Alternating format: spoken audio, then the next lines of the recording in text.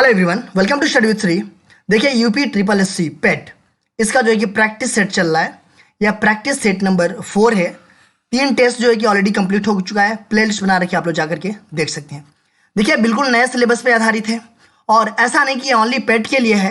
ये जो है कि सभी प्रतियोगिता परीक्षाओं के लिए काफ़ी महत्वपूर्ण है। जो भी क्वेश्चंस में हम लोग डिस्कस करेंगे, ठीक है। देखिए सामान्य अध्ययन का है और ये प्रैक्टिस सेट रोजाना जो है कि आपके शाम के टाइम 6 बजे आता है। तो शाम के टाइम 6 बजे आप लोग जो है कि यूट्यूब पे आप लोग आ जाइए देखने के लिए। और आप लोगों ने कल शेयर नहीं किया था वीडियो को, ठीक है, और शेयर भी नहीं किया था और बहुत सारे लोगों ने देखा भी नहीं था। तो प्लीज़ आप लोग जो है कि अपने दोस्तों में शेयर जरूर करें और वीडियो को भी देखें और कमेंट्स भी करें, ठीक है, लाइक भी करें। तो स्टार्ट करते हैं। फर्स्ट क्वेश्चन है, किस सिख नेता की इस्लाम धर्म न ग्रहण करने के कारण औरंगजेब ने हत्या करवा दी?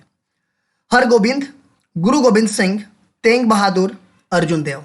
देखिए वो कौन से सिख नेता थे जिनको इस्लाम धर्म न ग्रहण करने के कारण जो है कि औरंगजेब ने क्या करवा दिया? हत्या करवा दी, उनका कत्ल कर दिया, ठीक है। तो कौन थे? तो वो थे गुरु तेंग बहादुर। तीसरा ऑप्शन आपका सही है। देखिए इनको औरंगजेब के धार्मिक नीति का इन्होंने विरोध किया। तेंग बहादुर जी औरंगजेब की जो धार्मिक नीति थी उसका विरोध किए और जो किसान थे उनको निडर रहने के लिए इन्होंने कहा, ठीक है। इसके वजह से क्या हुआ कि औरंगजेब काफ़ी घबरा गया और इनको जो है कि कैद करवा कर दिल्ली मंगवा लिया। किसको?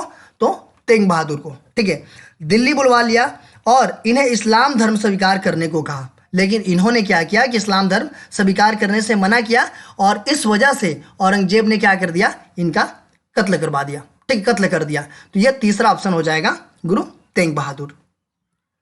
सुगौली की संधि किसके बीच संपन्न हुई थी? ईस्ट इंडिया और नेपाल, ईस्ट इंडिया कंपनी और Mithila Naresh, east India company और अवध, अवध का नवाब और नेपाल। देखिए ये काफ़ी इंपॉर्टेंट है सुगौली की संधि, ठीक है। काफ़ी बार ये एग्जाम में भी पूछा जाता है कि सुगौली की संधि जो है कि किसके बीच संपन्न हुई थी? तो ये संपन्न हुई थी ईस्ट इंडिया और नेपाल के बीच। ए ऑप्शन आपका सही है। इस संधि के तहत ब्रिटिश कंपनी को मुगल शासक शाह आलम द्वितीय से बंगाल, बिहार और उड़ीसा की दीवानी का अधिकार प्राप्त हुआ था। अवध की संधि, अलीनगर की संधि, कलकत्ता की संधि, इलाहाबाद की संधि। वो कौन सी संधि थी जिसके तहत जो कि ब्रिटिश कंपनी को मुगल शासक शाह आलम द्वितीय से बंगाल, बिहार और उड़ीसा की दीवानी का अधिकार प्राप्त हुआ था? तो कौन सी संधि थी? तो वो संधि थी इलाहाबाद की संधि। ये चौथा ऑप्शन आपका सही है। देखिए इलाहाबाद की संधि पर हस्ताक्षर किए गए थे जिसके द्वारा ईस्ट इंडिया कंपनी को मुगल सम्राट की तरफ से जो पूर्वी प्रांत थे बंगाल, बिहार, उड़ीसा से कर प्राप्त करने का जो कि दीवानी अधिकार मिला था, ठीक है, बंगाल, बिहार और उड़ीसा की। देखिए अगर हम बात करें संधि की, तो संधि कब होती है? जब लड़ाई लगती है ना, तो उसको समझौता करने के लिए संधि होता है, ठीक है। जब लड़ाई लगी रहती है, चाहे पहले भी मतलब ऐसे ही होता था कि जब लड़ाई लगी रहती थी उस चीज़ को समझौता करने के लिए संधि हुआ करती थी। तो उसी तरह से ये जो है कि बक्सर का युद्ध हुआ था, ठीक है, उस टाइम पे ये संधि हुई थी और मुगल सम्राट शाह आलम द्वितीय और ईस्ट इंडिया कंपनी के जो थे रॉबर्ट लॉर्ड क्लाइव के साथ जो है कि इस संधि पे हस्ताक्षर किए गए थे, ठीक है। काकोरी षड्यंत्र के तहत काकोरी और लखनऊ के बीच में ट्रेन में डकैती हुई थी 1931 में, 1919 में, 1925 में, 1929 में। देखिए काकोरी षड्यंत्र के तहत जो है कि काकोरी और लखनऊ के बीच ट्रेन में डकैती जो है कि ये कब हुई थी? तो देखिए ये डकैती हुई थी आपका, वो दिन था आपका 9 अगस्त 1925 को। 9 अगस्त 1925 को का दिन था और 8 डाउन सहारनपुर लखनऊ पैसेंजर आ रही थी। तो लखनऊ काकोरी में ही है, यहाँ पे जो है कि सरकारी खजाना लूट लिया गया था, ठीक है। इसमें शामिल कौन कौन था लूटने में? तो इसमें शामिल थे राम प्रसाद बिस्मिल, अशफाक उल्ला खां, चंद्रशेखर आजाद, रोशन सिंह और राजेंद्र लाहिड़ी। ये लोग जो है कि काकोरी षड्यंत्र में शामिल थे। तो ये कब हुआ था? 9 अगस्त 1925 को। निम्नलिखित में से किसे गांधी जी अपना राजनीतिक गुरु मानते थे? महादेव देसाई, दयानंद सरस्वती, आचार्य नरेंद्र देव, गोपाल कृष्ण गोखले। देखिए गांधी जी अपना राजनीतिक गुरु किसे मानते थे? तो गांधी जी अपनी राजनीतिक गुरु मानते थे गोपाल कृष्ण गोखले को। इनको गांधी जी अपना राजनीतिक गुरु के रूप में स्वीकार किया था। ठीक है, देखिए जो गोपाल कृष्ण गोखले थे ये एक जो है कि कांग्रेस के, भारतीय राष्ट्रीय कांग्रेस के वरिष्ठ नेता थे। ठीक है, और इन्होंने सर्वेंट ऑफ इंडिया सोसाइटी के संस्थापक भी थे ये, और इन्होंने भारतीय स्वशासन और समाज सुधारक के लिए अभियान भी चलाया था गोपाल कृष्ण गोखले जी ने। साइमन कमीशन किस वर्ष में भारत आया था? 1919, 1925, 1928, 1932। साइमन कमीशन किस वर्ष भारत आया था ये? तो देखिए साइमन कमीशन की अध्यक्षता में सर जॉन साइमन के नाम पर जो है कि 1927 में मॉन्टेग्यू चेम्सफोर्ड सुधार के काम में शामिल होने के लिए एक शाही संसदीय आयोग के रूप में गठित किया गया था। और इसमें कितने सदस्य थे? तो इसमें 7 सदस्य थे। ठीक है, तो ये आयोग जो है कि भारत कब आया? तो 3 फरवरी 1928 को ये जो है कि भारत मतलब कि मुंबई पहुंचा ये। ठीक है, और जब ये मुंबई पहुंचा आयोग तो जमकर विरोध हुआ। ठीक है, क्यों विरोध हुआ? क्योंकि जो ये 7 सदस्य थे इसमें, ये सब सारे क्या थे? अंग्रेज थे, कोई भारतीय सदस्य इसमें शामिल नहीं था। ठीक है, तो ये कब आए थे? तो ये आए थे 3 फरवरी 1928 को। सविनय अवज्ञा आंदोलन 1930 का मुख्य कारण क्या था? नमक पर अंग्रेजों के एकाधिकार के खिलाफ विरोध, अफीम खेती की मजबूरी, नील खेती की मजबूरी, काम श्रम भत्ता। सविनय अवज्ञा आंदोलन 1930 का जो मुख्य कारण था वो क्या था? तो वो मुख्य कारण था नमक पर अंग्रेजों के एकाधिकार के खिलाफ विरोध। ठीक है, देखिए ये जो है कि गांधी जी के नेतृत्व में दांडी मार्च के बाद जो है कि 1930 में सविनय अवज्ञा आंदोलन शुरू किया गया था। ठीक है, देखिए ये 24 दिन का दांडी मार्च था। 24 दिन, ये कब से स्टार्ट हुआ था? ये क्वेश्चन बहुत बार आता है। ठीक है, ये स्टार्ट हुआ था 12 मार्च 1930 को और ख़त्म कब हुआ? 6 अप्रैल 1930 को। ये डेट याद रखिएगा आप लोग। ठीक है, कि दांडी मार्च जो है कि कब स्टार्ट हुआ और कब खत्म हुआ और कितने दिनों तक चला। ठीक है, तो तब जाकर के ये मतलब यहाँ तक जो है कि विरोध और सीधे ब्रिटिश नमक एकाधिकार के खिलाफ जो है कि अहिंसात्मक विरोध अभियान के रूप में ये जारी रहा। ठीक है, तो ये हो जाएगा आपका ए ऑप्शन। पृथ्वी के वायुमंडल का सबसे बाहरी स्तर कौन सा है? समताप मंडल, मध्य मंडल, ताप मंडल, बाह्य मंडल। देखिए पूछा जा रहा है कि पृथ्वी के वायुमंडल का सबसे बाहरी स्तर पूछा जा रहा है। ठीक है, कि सबसे बाहरी स्तर कौन सा है? देखिए वायुमंडल में कितनी परतें हैं? तो वायुमंडल में 5 परतें हैं। कौन कौन? पहला है आपका, नीचे से अगर देखा जाए तो पहला है आपका क्षोभ मंडल, उसके बाद से दूसरे नंबर पे आता है समताप मंडल, तीसरे नंबर पे आता है मध्य मंडल, चौथे नंबर पे आता है ताप मंडल और 5वें नंबर पे आता है बाह्य मंडल। देखिए ये अपनी पृथ्वी है, इसके पहले नंबर पे कौन आता है? क्षोभ मंडल आता है, दूसरे नंबर पे समताप, तीसरे पे मध्य, चौथे पे ताप मंडल और 5वें पे बाह्य मंडल। तो ये पूछा जा रहा है कि सबसे बाहरी स्तर कौन सा है? तो सबसे बाहरी स्तर तो ये है ना, बाह्य मंडल है। तो ये हो जाएगा आपका 4th ऑप्शन।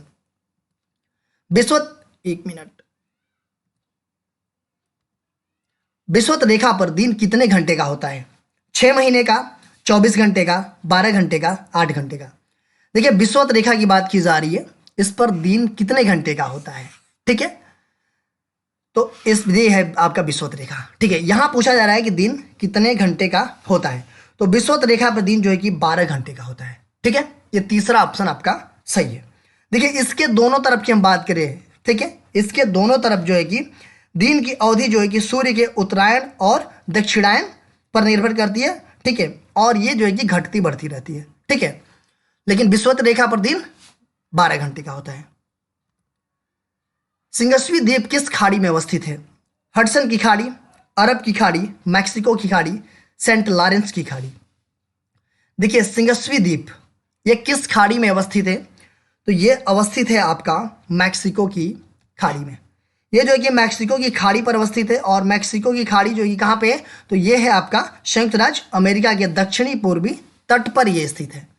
देखिए मैक्सिको की खाड़ी ये जो द्वीप है ना, मतलब यहाँ पे इस तट पर जो चलने वाले चक्रवात होते हैं उसको किन किन नामों से जाना जाता है? देखिए कभी कभी ये भी आ जाता है, तो उसको हरिकेन और टार्नेडो टार्नेडो कहलाते हैं वहां पे, मतलब इसके तट पे जो चक्रवात चलते हैं उसको क्या कहते हैं? तो हरिकेन और टार्नेडो कहते हैं। ठीक है। निम्नलिखित शहर में से कौन सा भारत का सिलिकॉन वैली के रूप में जाना जाता है? हैदराबाद, बैंगलोर, चेन्नई, जयपुर। निम्नलिखित शहर में से कौन सा भारत का सिलिकॉन वैली के नाम से जाना जाता है? किसको जाना जाता है? तो वो जाना जाता है आपका बैंगलोर को। बी ऑप्शन आपका सही है। तलचेर कोयले की खानें यहाँ है बिहार, झारखंड, उड़ीसा, छत्तीसगढ़। देखिए तलचेर कोयले की जो खान है ये कहाँ पे है? तो ये है आपका उड़ीसा में। उड़ीसा में है ये, और ये जो है कि अंगुल जिला में स्थित है।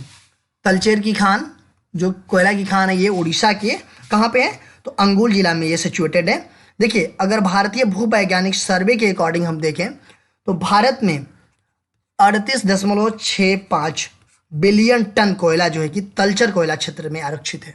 38.65 बिलियन टन कोयला ये कहाँ पे अवस्थित है? तो ये अंगुल, मतलब ये जहाँ पे तलचेर कोयला की खान है ना, वहाँ पे ये जो है कि आरक्षित है। और ये कोयला क्षेत्र जो है कहाँ पे है? तो महानदी कोलफील्ड लिमिटेड के अधीन है ये। ठीक है। किस पंचवर्षीय योजना को अर्थव्यवस्था के उदारीकरण के रूप में भी जाना जाता है? 7वीं, 8वीं, 9वीं, 10वीं। वो कौन सी पंचवर्षीय योजना है जिसको अर्थव्यवस्था के उदारीकरण के रूप में भी जाना जाता है? तो कौन सी है? तो वो है आपकी 8वीं पंचवर्षीय योजना। 8वीं पंचवर्षीय योजना जो है कि इसका ड्यूरेशन रहा है कब से कब तक?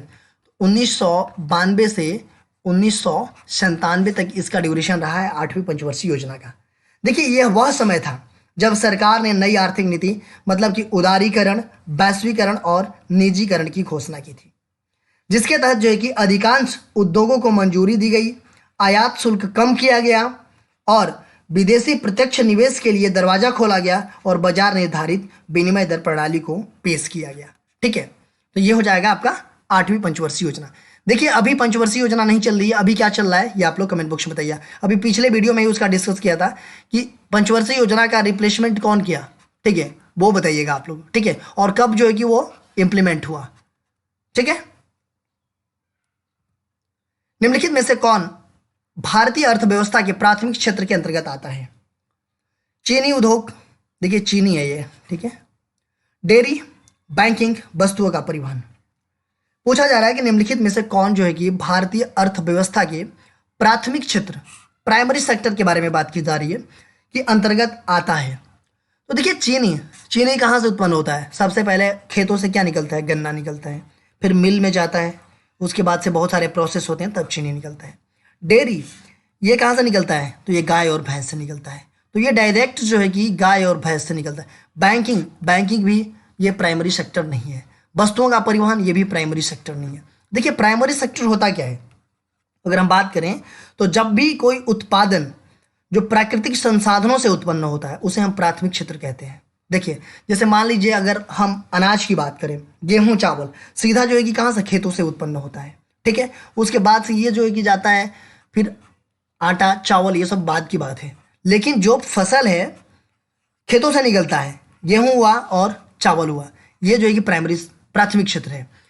ये डेयरी ये भी गाय से निकलता है, मतलब प्राकृतिक रूप से ये चीज़ें होती है, तो ये प्राथमिक सेक्टर होता है, ये प्राइमरी सेक्टर है। प्राथमिक क्षेत्र के अंतर्गत आता है डेयरी। ठीक है।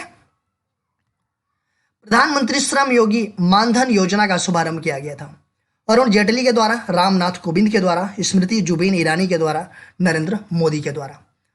प्रधानमंत्री श्रम योगी मानधन योजना, देखिए अगर थोड़ा सा भी अगर आप लोग ना सोचेंगे ना ये प्रधानमंत्री भी हैं, श्रम योगी मानधन भी है, तो योगी जी कहाँ हैं? यूपी में है।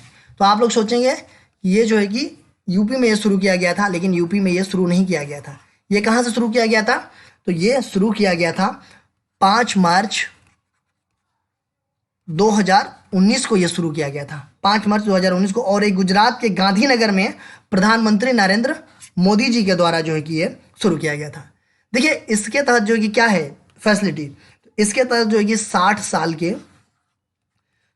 के उम्र के बाद जो असंगठित क्षेत्र के कर्मचारी हैं उनको जो है कि 3,000 रुपया जो है कि ये प्रति महीना पेंशन प्रदान की जाएगी इसके तहत। ठीक है। तो ये हो जाएगा आपका 4th ऑप्शन। भारत में कृषि फसलों के लिए न्यूनतम समर्थन मूल्य एमएसपी का निर्णय कौन करता है? कृषि मंत्रालय, नाबार्ड, कृषि लागत और मूल्य आयोग, वाणिज्य मंत्रालय। पूछा जा रहा है कि भारत में कृषि फसलों के लिए जो एमएसपी होता है, मिनिमम सपोर्ट प्राइस, ठीक है, एमएसपी का निर्णय कौन करता है? ठीक है, तो कौन करता है? तो ये करता है कृषि लागत एवं मूल्य आयोग, सीएसीपी करता है। ठीक है, देखिए एमएसपी होता क्या है? जिस मूल्य पर सरकार किसानों से फसल खरीदती है ना, उसको ही हम एमएसपी बोलते हैं। ठीक है, मान लीजिए अगर किसानों के पास फसल है पर्याप्त रूप से और बाहर बाजार में मान लीजिए कम रेटों पे लोग ले रहे हैं, ठीक है, या दुकानदार कम रेटों पे ले रहे हैं, तो अगर वो नहीं बेचते हैं तो उनके पास ही रह जाएगा। तो उस टाइम पे क्या होता है कि गवर्नमेंट जो है कि इसीलिए एमएसपी को किया जाता है कि अगर कोई नहीं लेगा ना तो उस रेट पे कौन लेगा? गवर्नमेंट लेगी। ठीक है, उस रेट पे फसल को गवर्नमेंट लेगी, उसी को हम एमएसपी बोलते हैं। ठीक है, अब ये बताइए एमएसपी में कितने फसल शामिल हैं? आप लोग मुझे कमेंट बॉक्स में बताइएगा। ठीक है, कि कितने फसलों के लिए एमएसपी जो है कि दी जाती है। ठीक है, कमेंट बॉक्स में बताइएगा। इनमें से कौन रिजर्व बैंक का गवर्नर नहीं रहा? मनमोहन सिंह, सुनील अरोड़ा, उर्जित पटेल, रघुराम राजन। देखिए आरबीआई का गवर्नर जो है कि कौन नहीं रहा है इसमें? देखिए मनमोहन सिंह भी रहे हैं, सुनील अरोड़ा ये नहीं रहे हैं, उर्जित पटेल भी रहे हैं, रघुराम राजन भी रहे हैं। तो सुनील अरोड़ा जो है कि आरबीआई के गवर्नर नहीं रहे हैं। ये कौन है? तो सुनील अरोड़ा जी जो हैं ये रहे हैं भारत के मुख्य चुनाव आयुक्त रहे हैं। ठीक है, बाकी ये तीनों तो गवर्नर रहे हैं। अच्छा, आज के डेट में आरबीआई का गवर्नर कौन है और आरबीआई की स्थापना कब हुआ था? ये लोग आप लोग कमेंट बॉक्स में मुझे बताइएगा। ठीक है, आरबीआई का स्थापना कब हुआ था और आरबीआई का गवर्नर अभी आज के डेट में कौन है? ठीक है, निम्नलिखित में से किस संवैधानिक संशोधन के माध्यम से शिक्षा के अधिकार को मौलिक अधिकार बनाया गया? 47वां संविधान संशोधन, 56वां संविधान संशोधन, 76वां संविधान संशोधन, 86वां संविधान संशोधन। क्वेश्चन पूछा जा रहा है कि कौन सा संवैधानिक संशोधन के माध्यम से जो है कि शिक्षा के अधिकार, जो राइट टू एजुकेशन है, उसको जो है कि क्या बनाया गया? मौलिक अधिकार बनाया गया। तो देखिए 86वां संविधान संशोधन हुआ था कब? 2002 में। 86वां संविधान संशोधन हुआ था 2002 में और इस अधिनियम द्वारा देश में जो कि 6 से 14 साल के बच्चों, 6 से 14 साल तक के बच्चों के लिए अनिवार्य और निःशुल्क शिक्षा को मौलिक अधिकार की मान्यता दी गई। ठीक है, तो ये जो है कि किस अनुच्छेद में संशोधन किया गया? तो ये अनुच्छेद जो है कि 21 में संशोधन करके क जोड़ करके जो है कि ये 21 क में संशोधन किया गया और जो है कि ये शिक्षा के अधिकार को मौलिक अधिकार बनाया गया। ठीक है, तो ये हो जाएगा आपका फोर्थ ऑप्शन। भारतीय संविधान का 356वां अनुच्छेद संबंधित है जम्मू और कश्मीर का विशेष दर्जा, आपातकाल लगाना, केंद्र राज्य संबंध, वित्त आयोग का गठन। जो भारतीय संविधान का 356वां अनुच्छेद है वो किससे संबंधित है? तो वो संबंधित है आपातकाल लगाने से संबंधित है।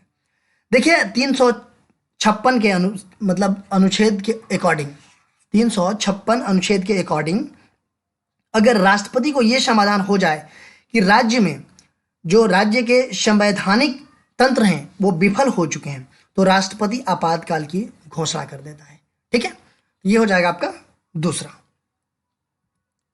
महाभियोग के द्वारा किसे ऑफिस से हटाया जा सकता है? राष्ट्रपति को, प्रधानमंत्री को, अटॉर्नी जनरल को, किसी राज्य का राज्यपाल से।